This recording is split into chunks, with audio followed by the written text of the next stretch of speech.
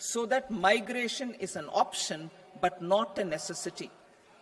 The program will focus on rural women, young farmers, rural youth, marginal and small farmers, and landless families. The details are in Annexure A.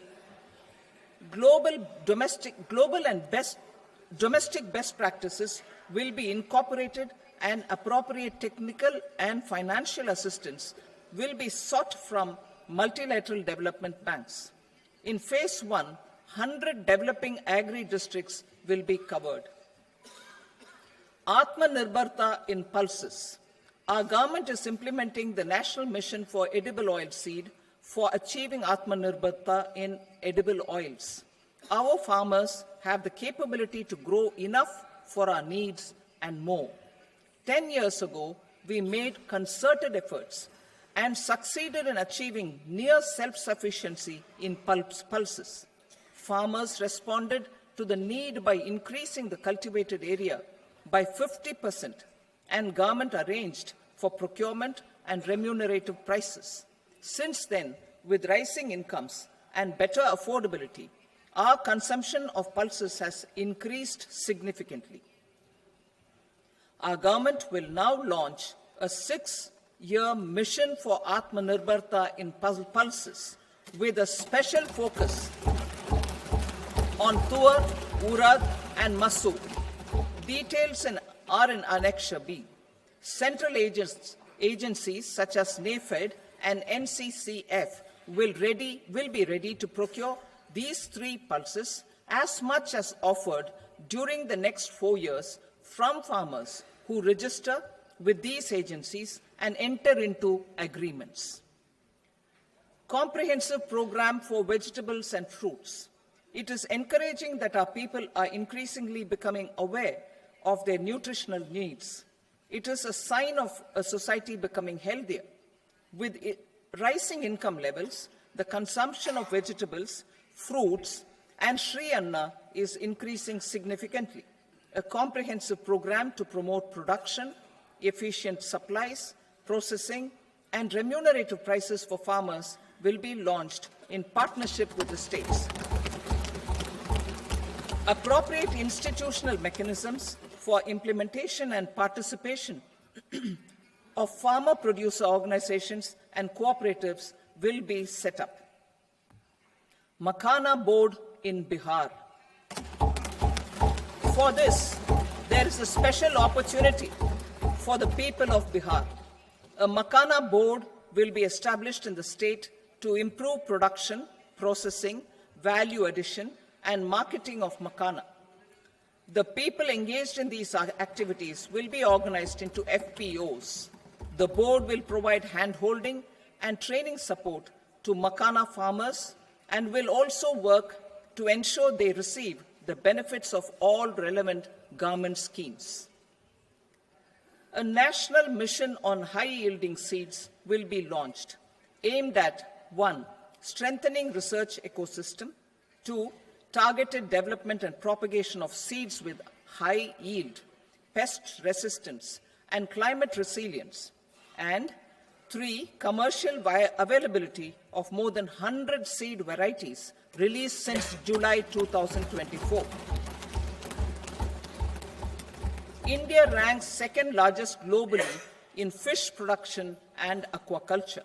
Seafood exports are valued at 60,000 crore rupees. To unlock the untapped potential of the marine sector, our government will bring in an enabling framework for sustainable harnessing of fisheries from Indian Exclusive Economic Zone and high seas, with a special focus on the Andaman and Nicobar and Lakshadweep Islands. For the benefit of lakhs of cotton growing farmers, I am pleased to announce a mission for cotton productivity. This 5-year mission will facilitate significant improvements in productivity and sustainability of cotton farming and promote extra long staple cotton varieties. The best of science and technology support will be provided to farmers. Aligned with our integrated 5F vision for the textile sector. This will help in increasing incomes of the farmers and ensure a steady supply of quality cotton for rejuvenating India's traditional textile sector. Kisan credit cards facilitate short-term loans for 7.7 crore farmers, fishermen, and dairy farmers. The loan limit under modified interest subvention scheme will be enhanced from 3 lakh rupees to 5 lakh rupees for loans taken through the KCC. For Atmanirbharta in urea production, our government had reopened 3 dormant urea plants in the eastern region. To further augment urea supply, a plant with annual capacity of 12.7 lakh metric tons will be set up at Namrup in Assam.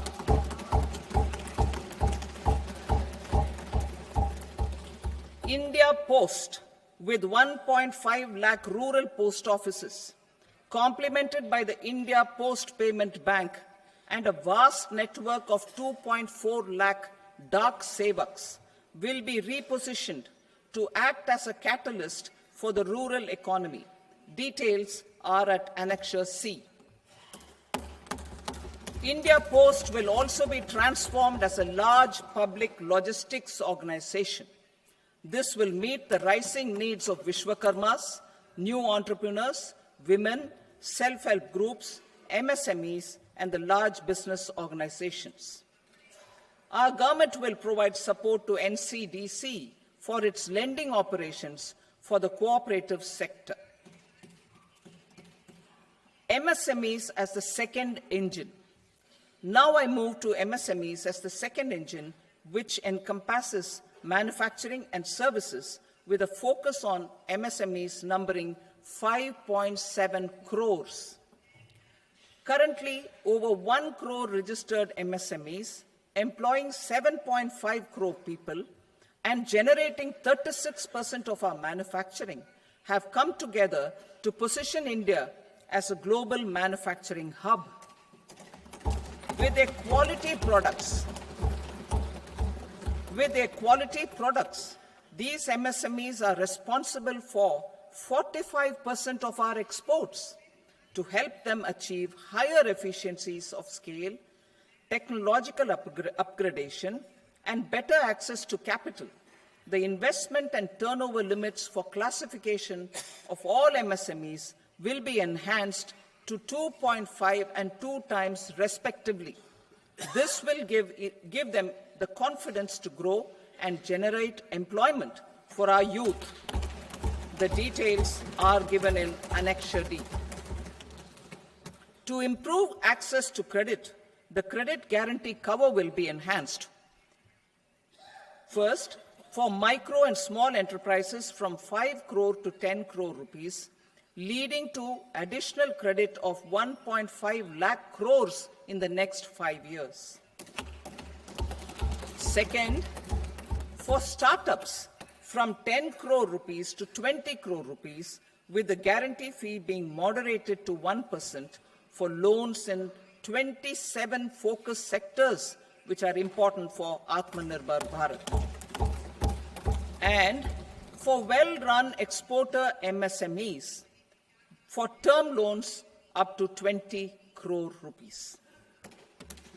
Also for the micro enterprises, we will introduce customized credit cards with a 5 lakh rupee limit for micro enterprises registered on Udyam portal. In the first year, 10 lakh such cards will be issued. Fund of funds for startups. The alternate investment fund, AIFs, for startups have received commitments of more than 91,000 crores rupees. These are supported by the fund of funds set up with the Government of India's contribution of 10,000 crore rupees. Now, a new fund of funds with expanded scope and a fresh contribution of another 10,000 crore rupees will be set up. A new scheme will be launched for 5 lakh women, scheduled castes and scheduled tribes, first-time entrepreneurs. This will provide term loans up to 2 crore rupees during the next 5 years. The scheme will incorporate lessons from the successful Stand Up India scheme. Online capacity building for entrepreneurship and managerial skills will also be organized.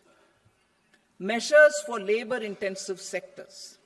To promote employment and entrepreneurship opportunities in labor-intensive sectors, our government will undertake specific policy and facilitation measures.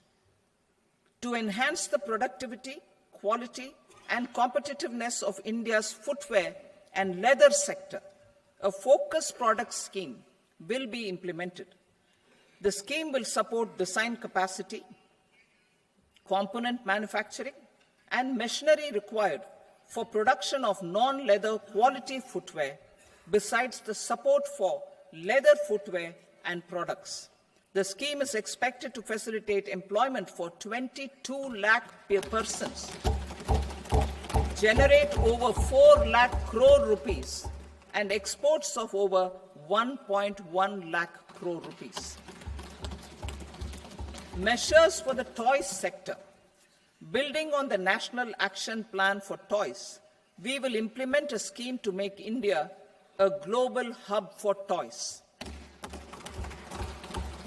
The scheme will focus on development of clusters, skills, and a manufacturing ecosystem that will create high-quality, unique, innovative, and sustainable toys that will represent the Made in India brand. Support for food processing. In line with our commitment towards Purvodaya, we will establish a National Institute of Food Technology, Entrepreneurship, and Management in Bihar.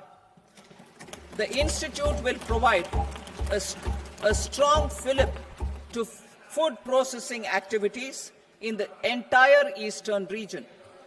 This will result in 1.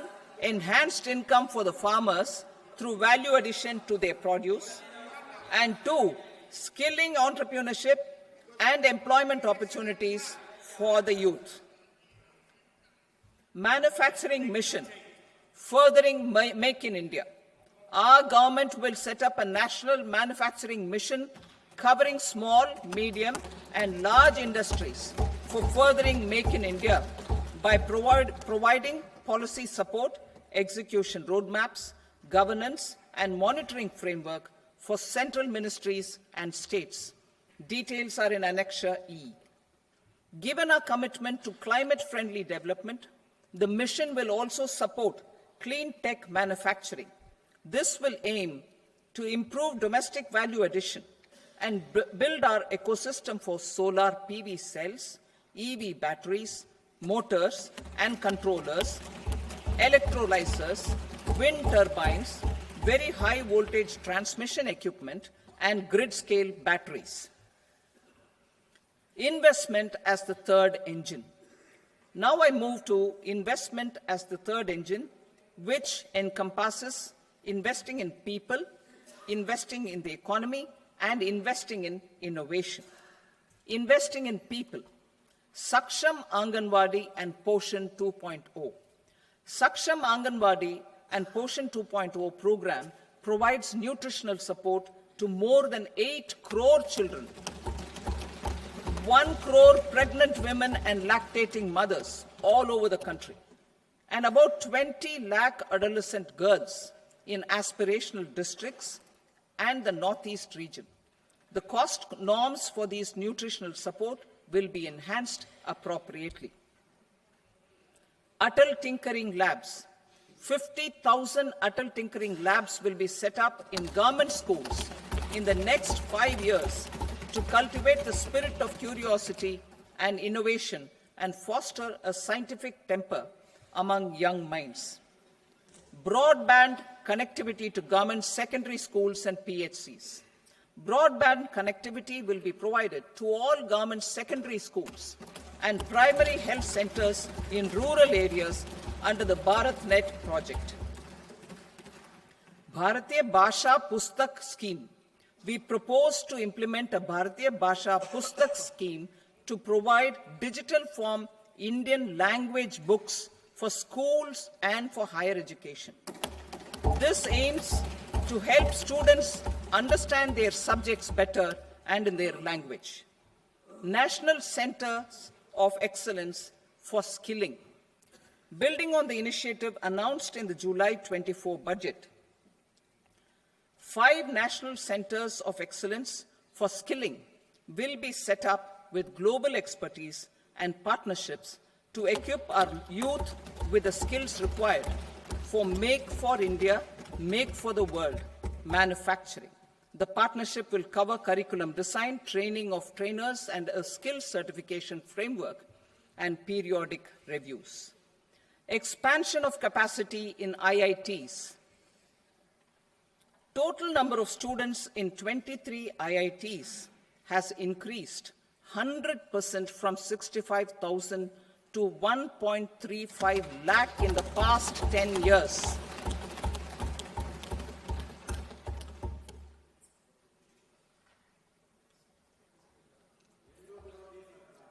Additional infrastructure will be created in the 5 IITs started after 2014 to facilitate education for 6,500 more students.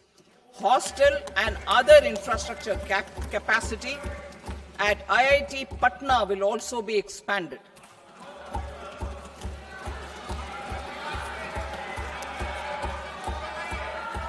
Center of Excellence.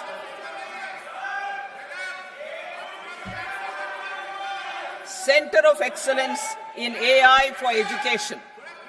I had announced 3 centers of excellence in artificial intelligence for agriculture, health, and sustainable cities in 2023. Now a center of excellence in artificial intelligence for education will be set up with a total outlay of 500 crores. Expansion of medical education. Our government has added almost 1.1 lakh undergraduate and postgraduate medical education seats in 10 years, an increase of 130%. In the next year, 10,000 additional seats will be added in medical colleges and hospitals towards the goal of adding 75,000 seats in the next 5 years.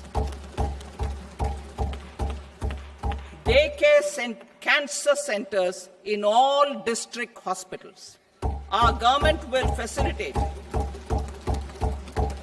setting up of daycare cancer centers in all district hospitals in the next 3 years. 200 centers will be established in 25-26 itself. Strengthening urban livelihoods. Our government has been giving priority to assisting urban poor and vulnerable groups. A scheme for socio-economic upliftment of urban workers will be implemented to help them improve their incomes, have sustainable livelihoods, and a better quality of life. PM Swanidhi scheme has benefited more than 68 lakh street vendors, giving them respite from high-interest informal sector loans. Building on this success, the scheme will be revamped with enhanced loans from banks, UPI-linked credit cards with 30,000 rupees limit, and capacity building support. Social Security Scheme for welfare of online platform workers. Gig workers of online platforms provide great dynamism to the new age services economy. Recognizing their contribution, our government will arrange for their identity cards and registration on the e-Shram portal. They will be provided health care under PM Jan Arogya Yojana. This measure is likely to assist nearly 1 crore gig workers.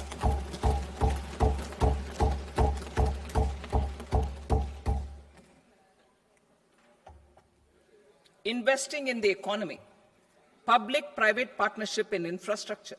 Each infrastructure-related ministry will come up with a 3-year pipeline of projects that can be implemented in PPP mode. States will also be encouraged to do so and can seek support from the India Infrastructure Project Development Fund, which is a scheme to prepare PPP proposals. Support to states for infrastructure.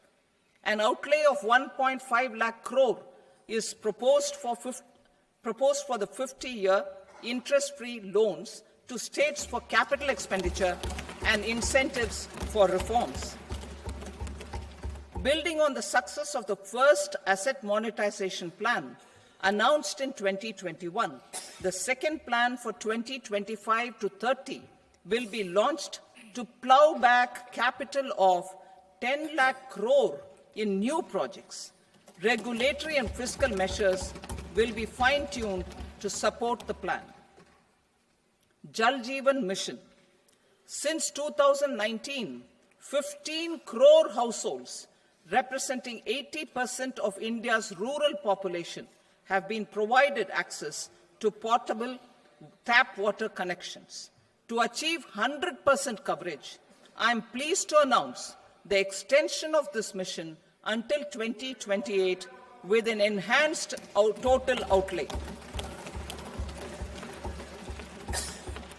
The mission's focus will be on the quality of infrastructure and O&M of rural piped water supply schemes through Jan Bhagidari. A separate MOU or separate MOUs will be signed with the states and union territories to ensure sustainability and citizen-centric water services delivery. Urban sector reforms. Building on the July budget proposals, urban sector reforms related to governance, municipal services, urban land and planning will be incentivized. Urban Challenge Fund. The government will set up an urban challenge fund of 1 lakh crore rupees to implement the proposals for cities as growth hubs, creative redevelopment of cities, and for water and sanitation purposes announced in the July budget. This fund will finance up to 25% of the cost of bankable projects, with a stipulation that at least 50% of the cost is funded from bonds, bank loans, and PPPs. An allocation of 10,000 crore is proposed in 2025-26. Power sector reforms. We will incentivize electricity distribution reforms and augmentation of intra-state transmission capacity by states. This will improve financial health and capacity of electricity companies. Additional borrowing of 0.5% of GSDP will be allowed to states contingent on these reforms. Nuclear energy mission for Vikasit Bharat. Development of at least 100 gigawatt of nuclear energy by 2047 is essential for our energy transition efforts. For an active partnership with the private sector towards this goal, amendments to the Atomic Energy Act and the Civil Liability for Nuclear Damage Act will be taken up. A nuclear energy mission for research and development of small modular reactors with an outlay of 20,000 crore will be set up. At least 5 indigenously developed small modular reactors will be operationalized by 2033. Shipbuilding. The shipbuilding financial assistance policy will be revamped to address cost disadvantages.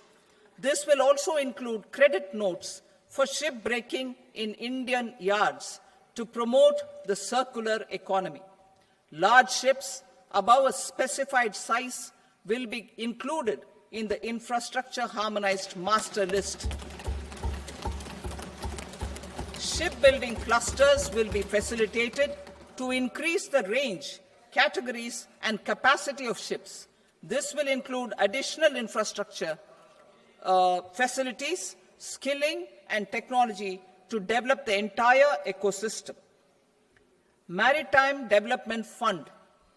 For long-term financing for the maritime industry, a Maritime Development Fund with a corpus of 25,000 crore rupees will be set up. This will be for distributed support and promoting competition. This will have up to 49% contribution by the government, and the balance will be mobilized from ports and from private sector. UDAN regional connectivity schemes. UDAN has enabled 1.5 crore middle-class people to meet their aspirations for speedier travel. The scheme has connected 88 airports, and operationalized 619 routes. Inspired by that success, a modified UDAN scheme will be launched to enhance regional connectivity to 120 new destinations and carry 4 crore passengers in the next 10 years. 4 crore additional passengers in the next 10 years. The scheme will also support helipads and smaller airports in hilly, aspirational, and northeast regional districts. Greenfield airports will be facilitated in Bihar to meet the future needs of the state.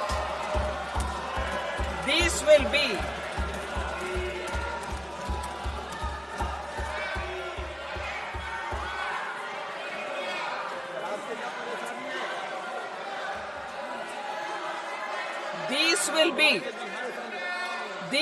be in addition to the expansion of the capacity of Patna Airport and a brownfield airport in Beta. Western Kosi Canal project in Mithilanchal. Financial support will be provided for the Western Kosi Canal ERM project, benefiting a large number of farmers cultivating over 50,000 hectares of land in the Mithilanchal region of Bihar. Mining sector reforms. Mining sector reforms, including those for minor minerals, will be encouraged through sharing of best practices and institutions of a state mining index. A policy for recovery of critical minerals from tailings will be brought out. Under the special window for affordable and mid-income housing, SWAMI, 50,000 dwelling units in stressed housing projects have been completed and keys handed over to home buyers. Another 40,000 units will be completed in 2025, further helping middle-class families who are paying EMIs on loans taken for apartments while also paying rent for their current dwellings. Building on this success, SWAMI Fund 2 will be established as a blended finance facility with contribution from the government, banks, and private investors. This fund of 15,000 crore rupees will aim for expeditious completion of another 1 lakh units. PM Gati Shakti data for private sector. For furthering PPPs and assisting the private sector in project planning, access to relevant data and maps from the PM Gati Shakti portal will be provided. Tourism for employment-led growth. Top 50 tourist destination sites in the country will be developed in partnership with states through a challenge mode. Land for building key infrastructure will have to be provided by the states. Hotels in these destinations will be included in the infrastructure harmonized list. The following measures will be taken for facilitating employment-led growth. Organizing intensive skill development programs for our youth, including in institutes of hospitality management, providing mudra loans for homestays, improving ease of travel and connectivity to tourist destinations, providing performance-linked incentives to states for effective destination management, including tourist amenities, cleanliness, and marketing efforts, and introducing streamlined e-visa facilities along with visa fee waivers for certain tourist groups. Continuing with the emphasis on places of spiritual and religious significance, in the July budget, there will be a special focus on destinations related to the life and times of Lord Buddha. Medical tourism and heal in India.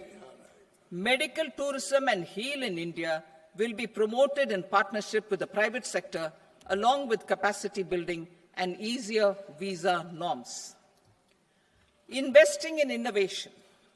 To implement private sector-driven research, development, and innovation initiatives announced in the July budget, I am now allocating 20,000 crore rupees for this purpose. A deep tech fund of funds will also be explored to catalyze the next generation startups as a part of this initiative. In the next 5 years, under the PM Research Fellowship Scheme, we will provide 10,000 fellowships for technological research in IITs and IISc with enhanced financial support. The second gene bank with 10 lakh germplasm lines will be set up for future food and nutritional security. This will provide conservation support to both public and private sectors for genetic resources. We will start a national geospatial mission to develop foundational geospatial infrastructure and data. Using PM Gati Shakti, this mission will facilitate modernization of land records, urban planning, and design of infrastructure projects.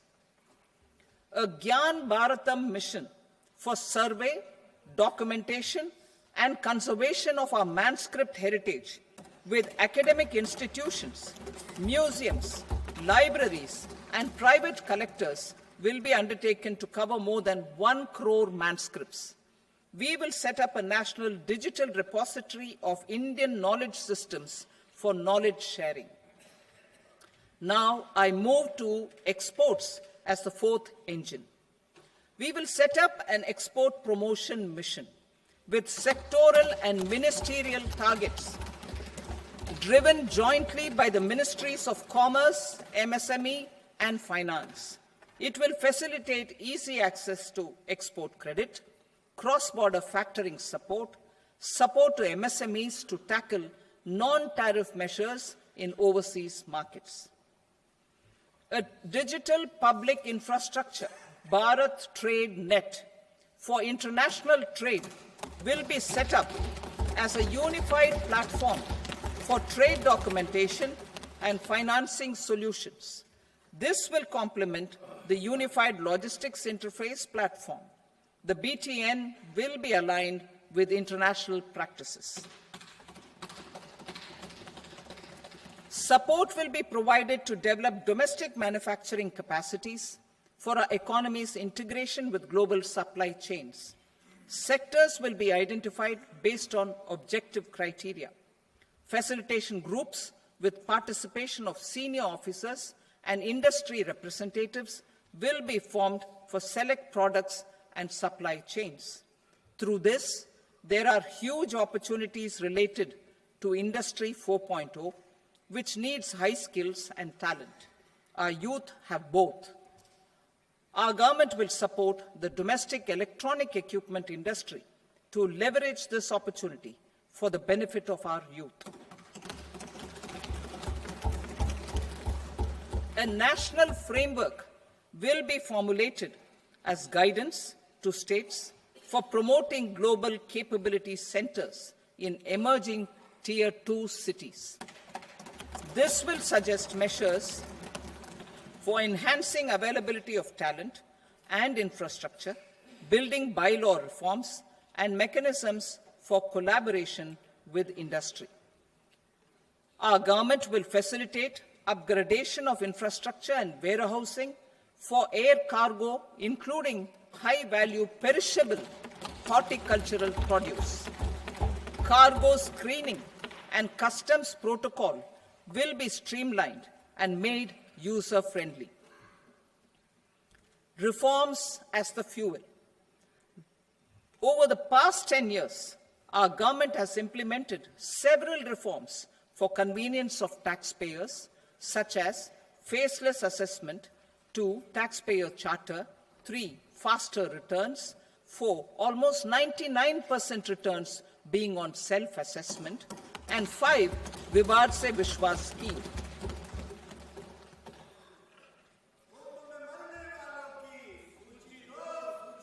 Continuing these efforts, I reaffirm the commitment of the Tax Department to trust first, scrutinize later. I also propose to introduce the new income tax bill next week. I will detail the indirect tax reforms and changes in direct taxes in Part B. Financial sector reforms. The FDI limit for the insurance sector will be raised from 74 to 100%. This enhanced limit will be available for those companies which invest the entire premium in India. The current guardrails and conditionalities associated with foreign investment will be reviewed and simplified. The services of India Post Payment Bank will be deepened and expanded in rural areas. NABFID will set up a partial credit enhancement facility for corporate bonds for infrastructure. Public sector banks will develop Grameen Credit Score framework to serve the credit needs of SHG members and people in rural areas. A forum for regulatory coordination and development of pension products will be set up. To implement the earlier announcement on simplifying the KYC processes, the revamped Central KYC Registry will be rolled out in 2025. We will also implement a streamlined system for periodic updating.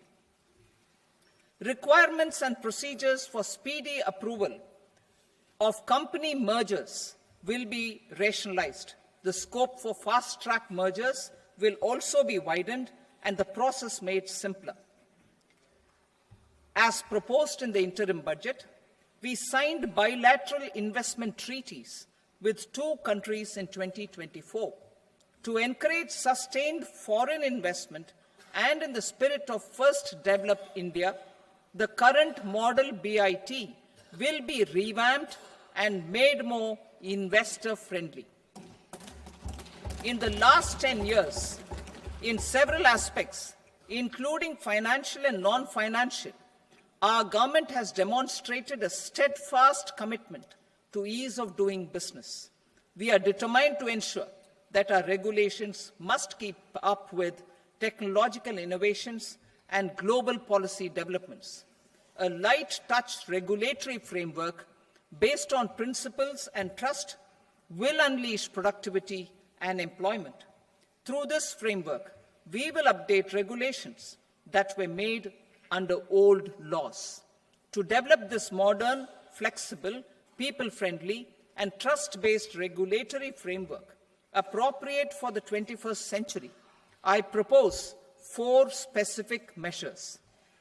A high-level committee for regulatory reforms will be set up for a review of all non-financial sector regulations, certifications, licenses, and permissions. The committee will be expected to make recommendations within a year. The objective is to strengthen trust-based economic governance and take transformational measures to enhance ease of doing business, especially in matters of inspection and compliances. States will be encouraged to join in this endeavor. An investment friendliness index of states will be launched in 2025 to further the spirit of competitive, cooperative federalism. Under the Financial Stability and Development Council, a mechanism will be set up to evaluate impact of the current financial regulations and subsidiary instructions. It will also formulate a framework to enhance their responsiveness and development of the financial sector. In the Jan Vishwas Act 2023, more than 180 legal provisions were decriminalized. Our government will now bring up the Jan Vishwas Bill 2.0 to decriminalize more than 100 provisions in various laws. I now move to fiscal policy. In the July budget, I had committed to staying the course for fiscal consolidation. Our endeavor will be to keep the fiscal deficit each year such that central government debt remains on a declining path as a percentage of the GDP. The roadmap for the next 6 years has been detailed in the FRBM statement. Revised estimates for 2024-25. The revised estimate of the total receipts other than borrowings is 31.47 lakh crore rupees, of which the net tax receipts are 25.57 lakh crore rupees. The revised estimate of the total expenditure is 47.16 lakh crore rupees, of which the capital expenditure is about 10.18 lakh crore rupees. The revised estimate of the fiscal deficit is 4.8% of the GDP. Budget estimates for 25-26. Coming to 25-26, the total receipts other than borrowings and total expenditure are estimated at 34.96 lakh crore rupees and 50.65 lakh crore rupees respectively. The net tax receipts